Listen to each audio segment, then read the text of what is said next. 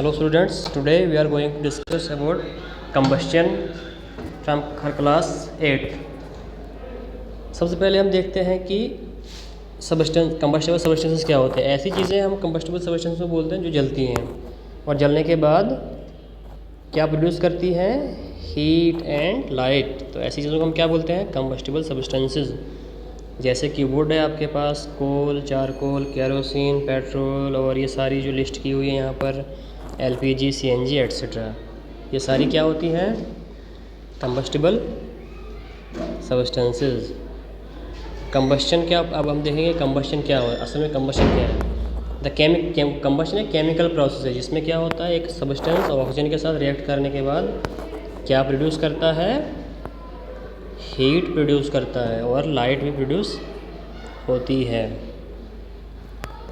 तो कंबस्शन कब होता है, जब आपके पास कोई कंबस्टेबल चीज़ हो। इसीलिए हमने कंबस्टेबल को पहले ही डिस्कस कर दिया, कंबस्टेबल क्या होती है, और उसे ही हम फ्यूल कहते हैं, जो कंबस्टेबल चीज़ होती है जो जलती है एक्चुअल में, जिसको बोलते हैं। Sometimes light is also produce during combustion either as a flame और एज ए ग्लो। कभी कभी लाइट भी प्रोड्यूस होती है जो कि हमें फ्लेम की फॉर्म में दिखता है, फ्लेम, शोले जिसको बोलते हैं हम। जैसे ये शोले होते हैं, जैसे किसी मोमबत्ती के ऊपर आप देखते हो या आग देखते हो आप, ये शोले होते हैं, या फिर ग्लो होता है सिर्फ चमक।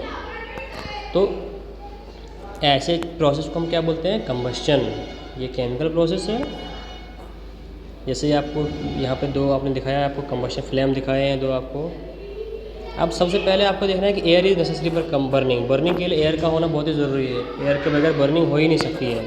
अगर आप इसको टेस्ट करना चाहें तो आपको क्या करना पड़ेगा, कोई जली हुई मोमबत्ती को उसको ऊपर आप ट्रांसपेरेंट जार रख दीजिए। जो ही आपके पास ये जल रही है अभी मोमबत्ती, जो ही आप जलने के बाद इसमें जो एयर थी बीच में वो सारी क्या हो जाएगी, यूज़ हो जाएगी, जो एयर यहाँ पे थी। उसके बाद एयर जब यूज़ होगी ऑटोमेटिकली ये बुझ जाएगी। ऐसा क्यों होगा, क्योंकि हमारे पास जितना भी एयर था जो नेसेसरी है कंबस्शन के लिए वो सारा यूज़ हो गया। अब इग्निशन टेम्परेचर क्या है। इग्निशन टेम्परेचर आपको वो टेम्परेचर होता है जिसके बिना पहुँचे आप, मतलब वहाँ तक आपने पहुँचाना है उस टेम्परेचर तक किसी भी सब्सटेंस को, जब वो जले। तो हर एक सब्सटेंस का इग्निशन टेम्परेचर अलग होता है। A substance will not catch fire and burn if its temperature is lower than it's ignition temperature. अगर इग्निशन टेम्परेचर से आप कम करोगे तो ये पॉसिबल ही नहीं है कि वो जले। The ignition temperature is kerosene is less than ignition temperature of would. जैसे कि वो चीज़ें जिनका इग्निशन टेम्परेचर कम होता है वो जल्दी जलती हैं, और जिनका ज़्यादा होता है वो थोड़ा उनको टाइम लगता है। सब्सटेंस विच, उसके बाद ऐसी चीज़ें जो जलती हैं उनको बोलते हैं इनफ्लेमेबल। जैसे कि पेट्रोल आ गया, अल्कोहल आ गया, एलपीजी, सीएनजी एट्सेट्रा। उसके बाद आप देख लीजिए कंडीशंस क्या है। कंडीशंस आपके पास सबसे पहले कंडीशन है फ्यूल होना ज़रूरी है। फ्यूल के बगैर पॉसिबल नहीं है। फ्यूल है तो उसके बाद ऑक्सीजन भी होनी चाहिए, एयर मतलब।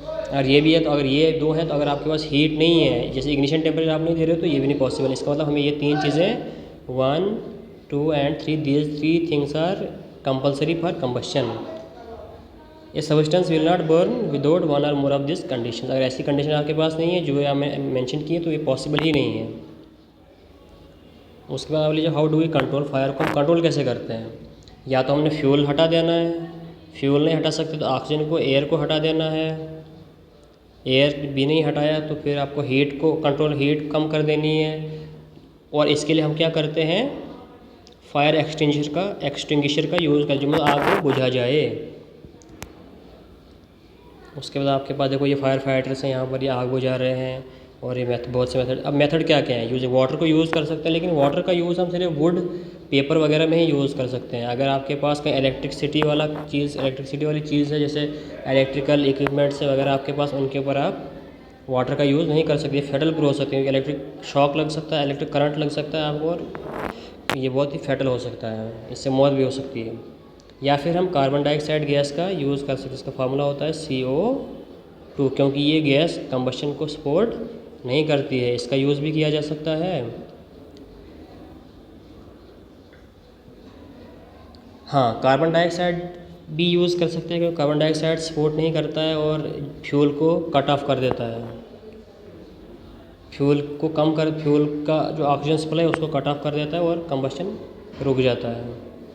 उसके बाद आपके पास 3 तरह के कम्बस्शंस होते हैं, एक होता है रैपिड, एक होता है स्पॉन्टेनियस, एक होता है एक्सप्लोजन। जैसे रैपिड का मतलब होता है कि आपके पास जो कम्बस्शन है वो एकदम हो गया, एकदम हो गया और एकदम आग लग गई और ख़त्म हो, जैसे कि बर्निंग ऑफ एलपीजी, जैसे गैस जलाते हैं तो एकदम जल जाती है गैस। स्पॉन्टेनियस होता है थोड़ा थोड़ा हल चलता रहता है, जैसे कि अगर आप फॉस्फोरस को रूम टेम्परेचर पर रख दोगे तो आहिस्ता आहिस्ता जलना शुरू कर जाएगा, एक टाइम आएगा सारा खत्म हो जाएगा।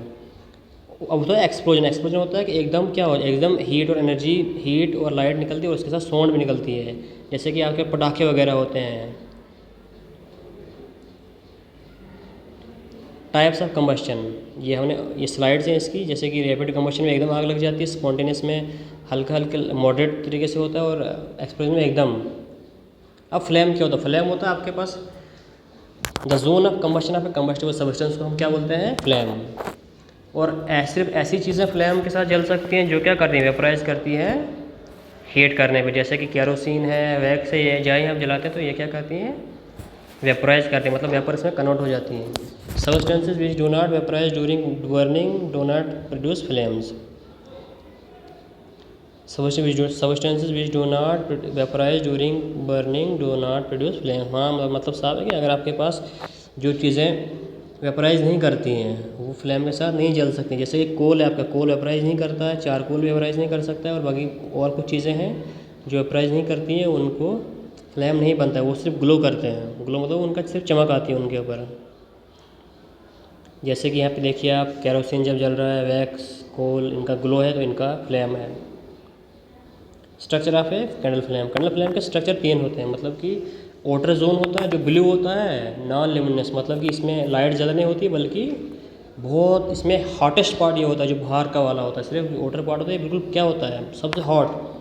बीच वाला होता है मॉडरेटली हॉट, उसमें क्या होता है कि येलोइश कलर होता है इसका, और पार्शियल कंबशन होता है, मतलब टोटल कंबशन मतलब कि यहाँ पे इतनी ऑक्सीजन नहीं होती है जितनी बाहर वाले में होती है। और इनर जोन में क्या होता है कि अनबर्न्ड वैक्स वेपर्स होते हैं, मतलब जो लीस्ट हॉट होता है ये। तो इसमें क्या होता है आपके पास, इनर जोन होता है ब्लैक कलर का दिखता है हमें ये, और जो बाहर वाला होता है वो होता है ब्लूइश कलर का। आपने अगर कैंडल को देखा होगा तो आप इसको ऑब्जर्व कर सकते हैं।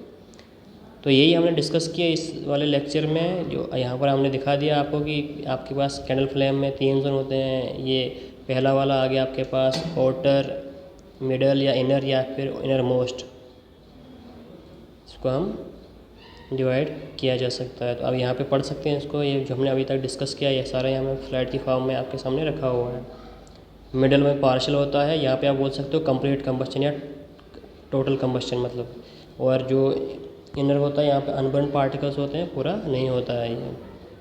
टाइप्स ऑफ फ्यूल होते हैं सॉलिड, लिक्विड और गैस। जैसे सॉलिड में आपका wood, coal, charcoal etcetera solid में आते हैं। लिक्विड में आते हैं केरोसिन, पेट्रोल, डीजल एट्सेट्रा, जो लिक्विड फॉर्म में होते हैं। और CNG, LPG, biogas, hydrogen etcetera ये गैशियस फॉर्म में होते हैं। और आपको एग्जांपल के साथ बताया कि देखो ये सॉलिड, ये फिर लिक्विड, गैस, लिक्विड, सॉलिड।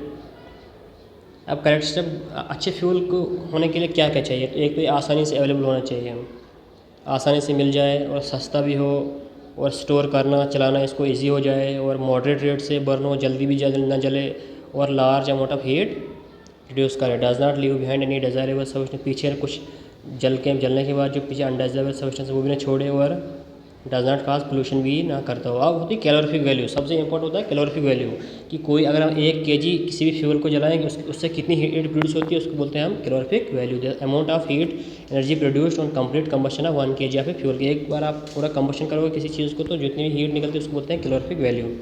इसका यूनिट होता है किलो जूल पर केजी की, पर केजी में कितने किलो जूल से एनर्जी रिलीज़ हो रही है।